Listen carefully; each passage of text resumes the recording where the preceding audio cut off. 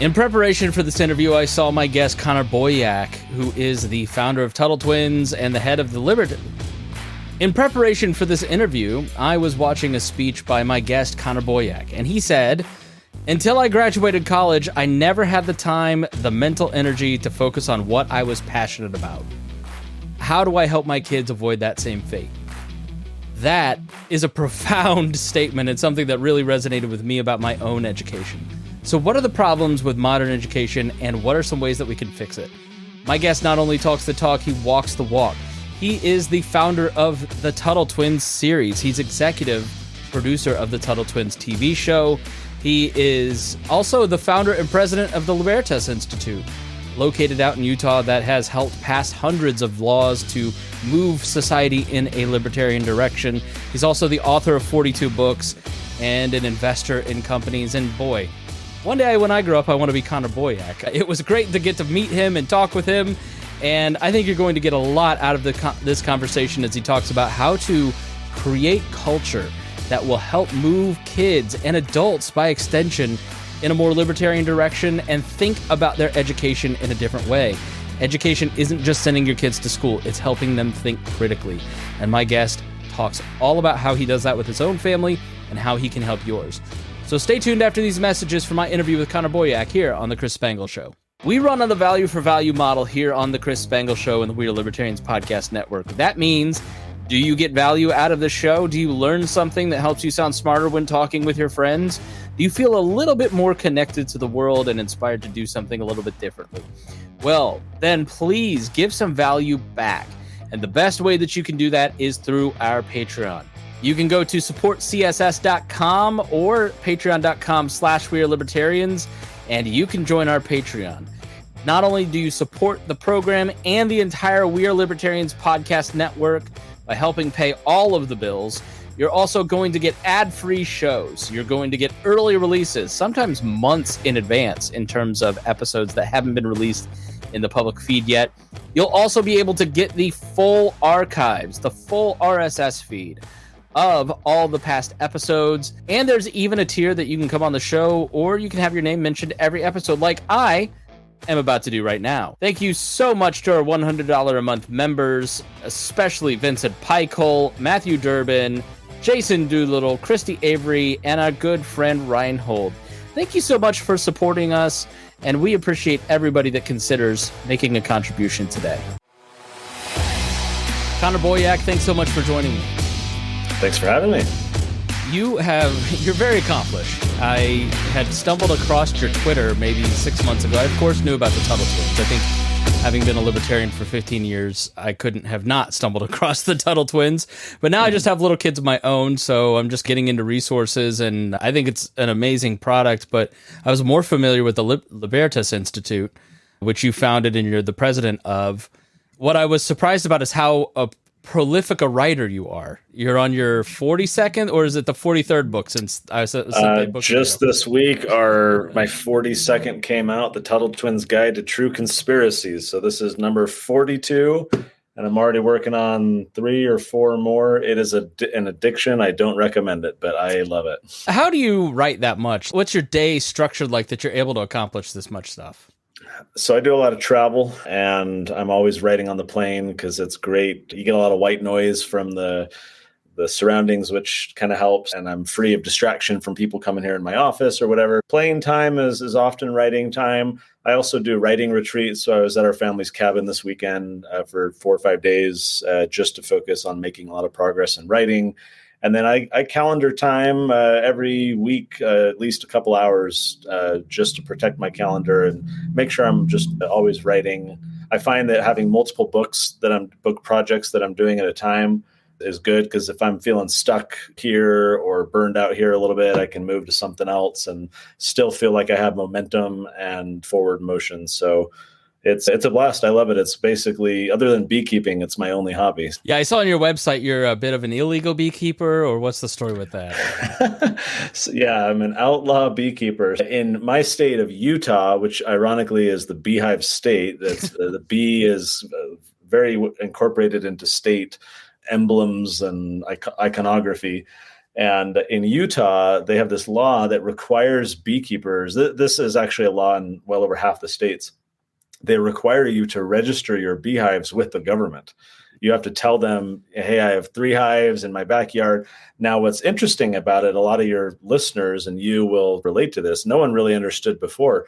The reason for this law, that the people who push for this law, is contact tracing. If you remember COVID contact tracing, where they could hunt down, hey, you were around this person, and try and do all that. Bees travel for miles. They're very communicative and, communal creatures, and they have a disease called foul brood, which is highly transmissible. So the idea is, if we know that Connor's hives are infected with foul brood, we can call all the beekeepers within 4 or 5 miles and have them treat their bees. So it's literally for contact tracing for this bee disease. But most people like me are just like, I'm not telling the government about my hives. You can pound sand. And so I call myself, therefore, an outlaw beekeeper. So how did before we jump into passion-driven education and kind of a positive vision education, where did the idea for Tuttle Twins come from? So I had started Libertas in late 2011, and at first it was just me. And here I am trying to change laws, build relationships, get media attention. And a couple years into it, I was making some good progress. I had hired 1 or 2 people. And I would come home. My children at the time were 5 and 3, and my 5-year-old, almost 6, my son, I'd come home at the end of the day and I'd be like, oh, hey, what did you do today? Who did you play with? What did you do? And they'd tell me their toddler versions of what they did. But my 5, almost 6-year-old would start to reciprocate the question, Dad, what did you do today? Where were you all day? And I found myself wanting to share with him the substance of what I did, not just like, I typed on a computer all day, son. But like, how do you tell a kid that you're fighting socialism at the state capitol when he's barely 6? And what does that even mean? So I went to Amazon. I was like, libertarian books for kids, property rights, children's books, nothing. This was 2013. And so I was talking with a buddy of mine who he and I had long interacted in kind of Ron Paul circles, and we had gone to Freedom Fest together, and we had long sensed in one another kind of a similar frequency of vibrating, and we're like, we ought to work together. And so he and I started talking about this idea of doing a kid's book, and he had kids young at the time as well. And so we teamed up on a book, and we had no idea if anyone would buy it. We actually launched at Freedom Fest 2014. And a lot of people bought it and were like, hey, you should do another one, and then another one. And then so it just slowly took off from there. We had no vision at the time for what it would grow into today. It's been transformational today. And now we sold over 5 million copies, and we got a cartoon, and it's just gone gangbusters, which is super exciting, because then I think, what's the future of our world if we're sprinkling all these liberty seeds in the rising generation? What do things look like a decade or 2 from now? And that gives me a little bit of hope. Yeah, my wife is the oldest of 11. She's homeschooled, and quoting VeggieTales is like as much as scripture almost. It's those things have such a way of creeping in, and to have a pro-liberty, it's political, but when you look at the titles, it doesn't seem like, I guess you're trying to indoctrinate in a good way, but having a vision that is sharing a piece of the culture that doesn't get covered in other places, I think is really cool. Yeah, that's the idea. Like, the thought exercise I like to do is, especially someone running a think tank or other nonprofits or groups or the Libertarian Party or anyone trying to educate and spread these ideas. If I were to stop a gentleman, we'll call him Bob, on the side of the road, and I go to Bob and I say, hey, Bob, here's this book. Let's pick on Economics in One Lesson by Henry Hazlitt. Great book, very concise. If I hand him that book, it was written over half a century ago, and I say, hey, this will teach you how the economy works. You can make smarter financial decisions and can help you in your work, et cetera. I'll throw it to you, Chris. What percentage would you say of individuals that I stop on the street like that would, number 1, accept my book offer, and number 2, actually go home and read it? 0.7%, maybe 0.07%. Yeah. Okay. All right. Yeah. I tend to give the similar answers. By contrast, if I go to Bob and I say, hey, Bob, do you have kids? Yeah, I got a 12-year-old, 10-year-old, 8-year-old, whatever. Awesome. Hey, do you think it's important for them to learn how an economy works and how to be successful in life and to make smart financial decisions? And, oh, yeah, I think 90% plus of people in that circumstance would say, yeah, I want that for my children. hey, Bob, well, here's this children's book, this storybook. You want to read it together after dinner at night with your kids, and they're going to be able to learn some of these ideas. Oh, wow. Yeah, thanks. I've created value for him. I've built a relationship of trust with him.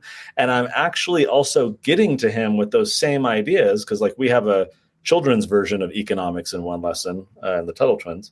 And so I can get to him with the same concepts in simplified form, not by teaching them to him, but by going through him to teach them to his kids.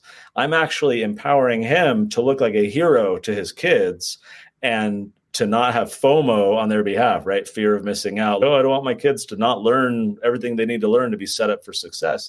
So what we're finding is well over half of the parents who get our books are learning new things for the first time, which I think is a sad indictment on the government school system, of which most of these people are graduates, that they never learned some of these basic economic and civic and political ideas. But that's the goal, is these aren't really ultimately children's books. They're more family educational resources, so that parents and kids can learn together and have discussions together. Yeah, I've done this show for 12 years, and it's really an exercise in my own ability to learn and think and grow and change. But there was nothing like, I have a 4.5-year-old and now a 3-month-old. There's nothing like having to clarify your values to a child's level and express those, but then also live those out and be an example.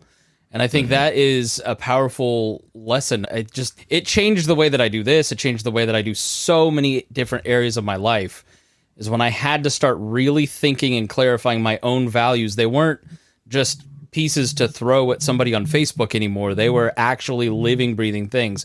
Why, in your estimation, do people not want to put that effort in on their own behalf, but their kids, they'll go the extra mile for their kids, but they don't want to take that extra an hour a day to read, maybe to grow themselves? I watch Shark Tank religiously, and the answer to your question, I think, lies in some of the episodes I've seen where Mark Cuban and the other sharks will frequently make comments when the company is a like children's toy or product company or pets. And they'll often point out that consumers are very discriminating when it comes to themselves, what they'll spend money on for themselves. Oh, this is too indulgent. Oh, no, I can't afford that, et cetera, et cetera. But when it comes to their children and their pets, they are not at all discriminating. They want what's best for these little creatures, human and otherwise. And so there's something about psychology where we are willing to sacrifice ourselves and self-sabotage or limit our own potential, but we very much have this almost instinctual desire to have our offspring or our pets just be set up for the most success possible. I can't speak to why that is, but I find that to be a common trend, where if it's also something that we're in a generation that increasingly is driven by sound bites and quick dopamine hits and Mr. Beast level, in your face, everything's whatever. And having somebody sit down and read a 200-page nonfiction book, especially one that was written in the 50s, like Economics in One Lesson, that not only doesn't have pictures, but uses multiple syllable words, these longer English words not written for an 8th grader. I think our generation is really, or today, people today have really become habituated into an information delivery system or a style of information that is very simplified. I think the fact that our schools have been so heavily dumbed down and expectations of students have been just rock bottom means that we've not challenged these people and given them kind of the muscle develop, like their muscles are atrophied, their intellectual muscles. They've not been exercising for years. They've just been sloughing it. And so I feel like there's a lot of these factors that all play in. The sad thing for me now is, okay, do we simplify to make it available to adults? Are we feeding the problem? Are we part of the problem by communicating in the simplified level? Or do we communicate in a more intellectual level, recognizing that we're not going to have a broad appeal? And I don't know that it's either or. There's probably different audiences for different messages. But it's something I think about a lot running a think tank is, do I have to dumb this down to get more people to understand it? And how sad is that for our society? Yeah, working in broadcasting, you cannot assume that anybody knows anything. I built an app for our radio show, and it's my own private joke is, I wonder how many people will ask me where the play button is. Okay. And I had 5 people ask where the play button is. It's just people are not paying attention. In preparation for this interview, I found your YouTube channel and I watched a presentation you gave to a homeschooling group called Passion Driven Education: How to Inspire Your Child to a Love of Learning. And it was a very interesting talk. I'll put it in the show notes. People should definitely go check it out. It's more expansive than we'll have time in terms of things to cover here. You go into the problems with education, why we have the system we have, and what are some options. And in that you said, until I graduated college, I never had the time, the mental energy to focus on what I was passionate about. And then how do I help my kids avoid the same fate I had? So yes, the internet offers us the opportunity to be distracted on a lot of things. It also helps us offload a lot of things that we don't need to necessarily know a million different things because we can look it up. I think you did such a good job in explaining how you want kids to avoid that same fate of being burned out mentally and not being able to focus on what they're passionate about. How does that look in your family, and what do you advise other families to do? Because we don't get it right, but how do you help your kids avoid that same fate of mental burnout? I think part of it, okay, a couple things to say here. Number one is I believe that context has to precede content. And what I mean by that is if we try to share content with our kids or with students in a classroom, and we say, oh, this is what's going to be on the test, or this is what's in the curriculum, or you have to learn this because I've decided to teach it to you today. If we're just sharing content, if that content does not have context for kids, if they don't understand why it's meaningful to their lives, relevant to their lives, if they don't understand the bigger picture about why this fits in, if they're not interested in the subject at all, the content, if it sticks, it's going to be pump and dump. It's going to be pumped in their head. They're going to cram for the test, take the test, and then dump it out of their head because it lacks stickiness. It lacks meaning.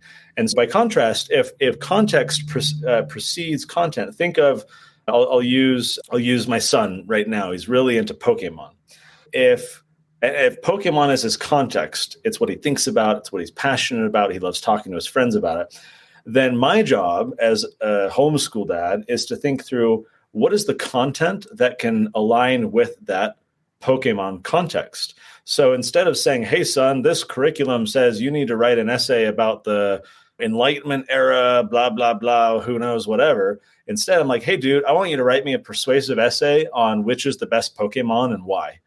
Oh, okay. And he gets fired up and he goes to write that essay, not realizing that it's English homework or it's practice and penmanship. And I can give feedback on your essay here doesn't really preempt the other arguments on the other side. You're in this essay just arguing for why you think this one's best. But what if I say this one's the best? You're not anticipating the argument. What if you reworked this and then it's, oh yeah, that would be good because then I'd win the debate. So everything is tied to that context. If I want him to practice art, then I'm like, hey dude, I want to hang a Pokemon poster in the wall. Can you draw me a poster? Or if it's math, I'm like, hey dude, let's pull up a Google spreadsheet and let's classify your Pokemon cards by category, by size, by whatever. And let's create a graph and learn graphing and learn spreadsheets. And let's use a formula to add them up and all these things. For him, it's not drudgery and it's not homework and it's not this context-free content that he is being forced to learn. It's all in aid of what he already cares about. If there's a kid interested in rockets, let the kid watch dozens of hours of rocket videos on YouTube. He's going to go down rabbit holes learning about physics, learning about math. He's going to find himself on Khan Academy learning Physics 101 because he wants to learn more about rockets. And all of a sudden, all this information becomes in service of a particular goal, a particular context. This is where our school system utterly fails, of course, because the individual context of a child is not taken into account. How would you have this mass warehouse schooling system that can accommodate and adapt to the individual context of each child? You can't. So you have the lowest common denominator. You suppress everybody's individuality. You homogenize them as a collective, and then you teach to the middle. And you're leaving behind all the kids at the bottom, and you're boring to tears the kids at the top. And then we have this massive mediocrity that we do today where things just just aren't working. The final answer I'll share here as to why I think some of this is that we educate kids entirely backwards in a very, I'll call it an inhumane way.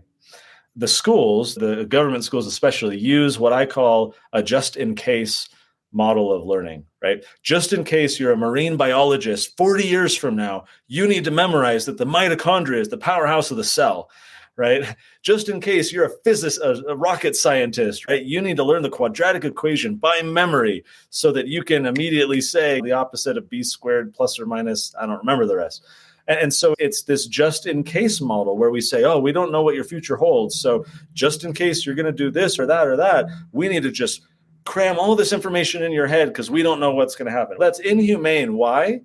Because none of us learn that way. We don't learn based on a just in case model. For example, if my refrigerator breaks down or my car breaks down, I'll use the refrigerator example. I never think, gee whiz, I'm so glad that I read the owner's manual 13 years ago when we bought the refrigerator for such a time as this, right? No, we just in time for when we need the information, we pull up a YouTube video. We maybe go get the owner's manual. We call the uncle who's super handy. We find the information that we need for a particular context that has arisen. Maybe it's a curiosity we have. Maybe it's an external circumstance being imposed upon us. But we have a context. So we gather the content, and then we go on our merry way to our next goal or our next project that we're doing. So it's this contrast between a just-in-case model, which is why I think the schools suck so bad, because none of us learn that way. It's a very artificial way of content acquisition, versus a just-in-time model where we instead are teaching kids how to think, how to be resourceful, how to find the information they need, what critical questions to ask that would best empower them in any moment to identify what they need to do and what resources and information they need to gather. Yeah, you talk in the talk about learning different languages. So I guess the theory in schools is that, look, we want you to learn a bunch of different languages so you have, I don't know, your mind expands and maybe you'll grab onto what you might like by being exposed to the language of calculus, the language of world history, the language of... But you talk about how that's actually... Because I could hear somebody listening to your previous answer going, you're teaching your kids about Pokemon, teach them calculus. This, you homeschoolers, you don't actually teach them anything. What would you say to that person in the context of teaching them too many languages? First, I would say that what percentage of students who were forced to learn calculus in government schools remember any substantial portion thereof, let alone use it in their day-to-day life 20 years later? It's 0.00 something percent, right? Like it's just preposterously low. So the expectation that we need to drill every kid's mind full of the same information, or there's those books that we actually got early in our homeschooling career that I since threw away. They're all called What Every Fourth Grader Needs to Know, What Every Fifth Grader Needs to Know, as if the same, like every child needs to know all the same things and learn them in the same way at the same age. It's just utterly ridiculous. Again, if someone becomes an artist, let's say someone becomes a sculptor and all they want to do all day is be at the pottery wheel and playing with clay and sculpting, and that's how they spend their day.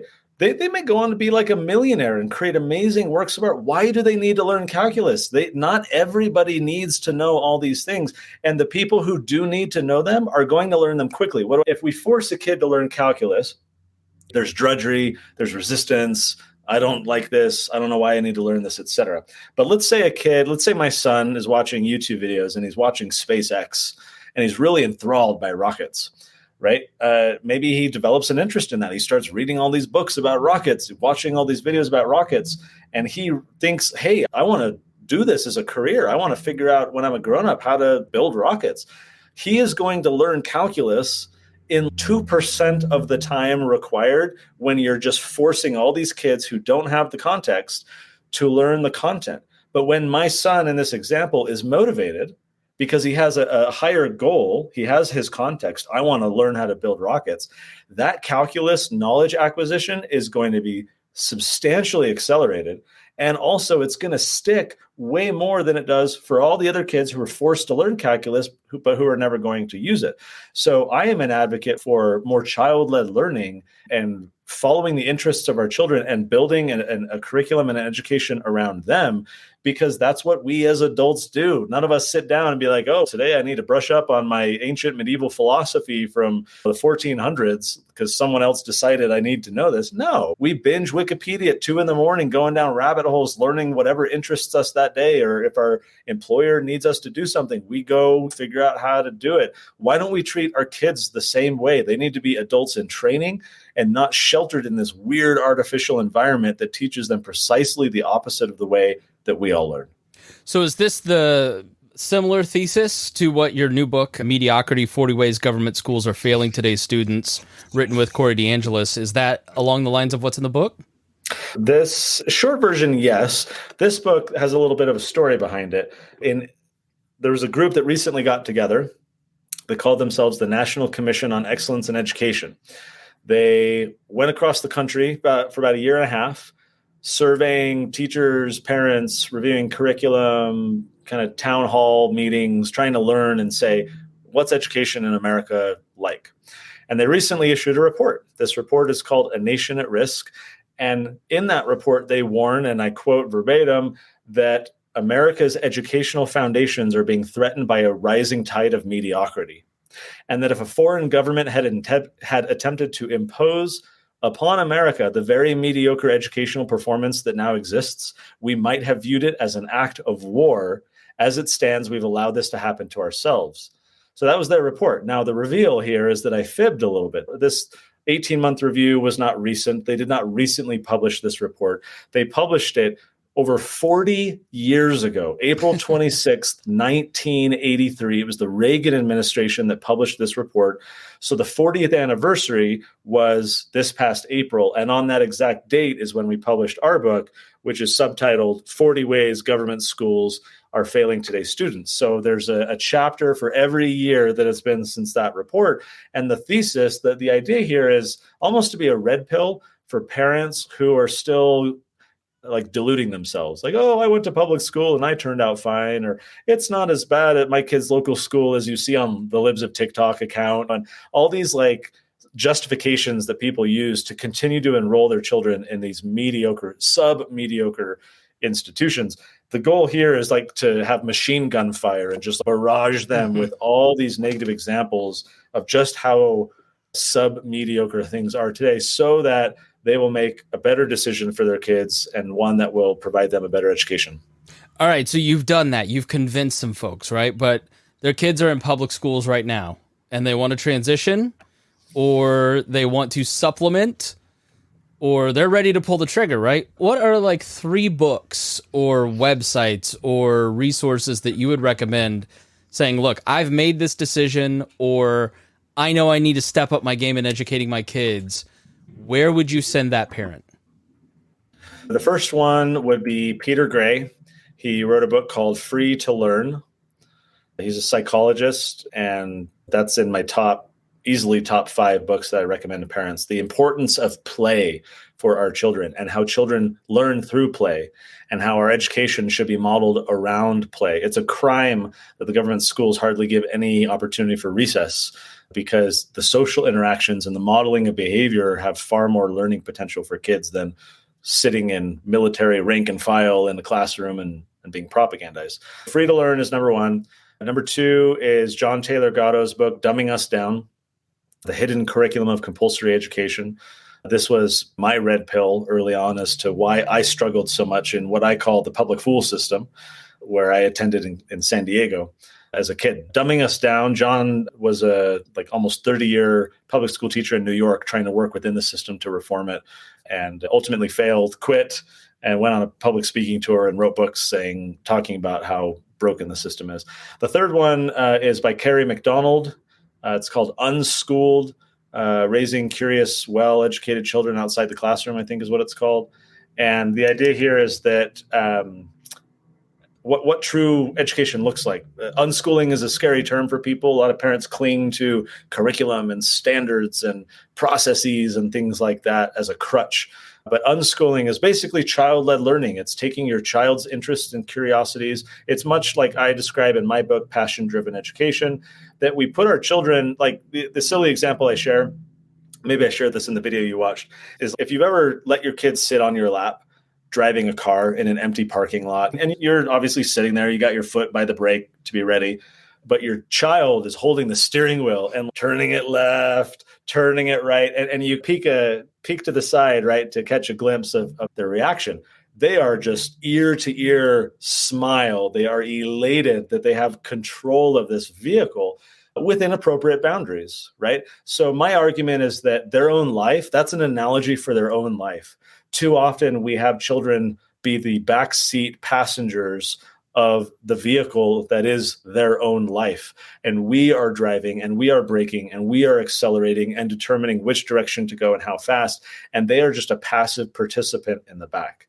By contrast, if we let kids be at the driver's seat of their own life with appropriate guardrails, right, so that they don't make any significant mistakes, don't harm themselves or whatever. But if we let them control the direction of their own life, what they learn, what they want to spend their time doing, it is so empowering for them. It is so meaningful for them. The activities that they do are their own. They value them that much more. They lean into them way more than when they're just being passively forced upon them. And so that, I think, is the benefit with things like unschooling or passion-driven education, putting our children a little bit more in the driver's seat, giving them a voice about what they want to learn, how they want to study, where they want to spend their time, and then as a parent, just being there to guide and support along that journey. All right, Connor Boyack, shameless self-promotion time. Do you have anything you'd like to promote? Tuttle Twins, we're always running sales, but the big thing that we're doing right now is this brand new book, Tuttle Twins Guide to True Conspiracies. This one just came out very recently, and this is for teens and adults, frankly, as well. It covers 20 examples of true government conspiracies and acts of massive corruption. And this was a very fun book to write, by the way. A lot of stuff in here. I'll share a very brief one. It's one of the ones I like to share is Operation Northwoods. Mm-hmm. So this was during the Cuban Missile Crisis, and the Joint Chiefs of Staff of the United States military and the Department of Defense together proposed in an official report to JFK a plan to kill Americans, blame it on the Cubans, make it look like Cubans did it, so as to anger the American populace to get them to support going to war against the Soviets in Cuba. JFK shot it down, and that's the only reason why it didn't happen. But had he approved it, had it happened, I'm sure for decades, all of us as kids would have learned how these horrible Cuban Soviets bombed Miami and shot down this plane, and that would have been the official story. The document's since been declassified, and so we now you can go read on Wikipedia, Operation Northwoods, you can see the document itself. So these are the examples in our brand new book, and the goal is to help teens develop critical thinking, to help them develop skepticism of authority by seeing, oh, here's 20 examples where we've been lied to and deceived in the past. There are many others that we could have included in the book.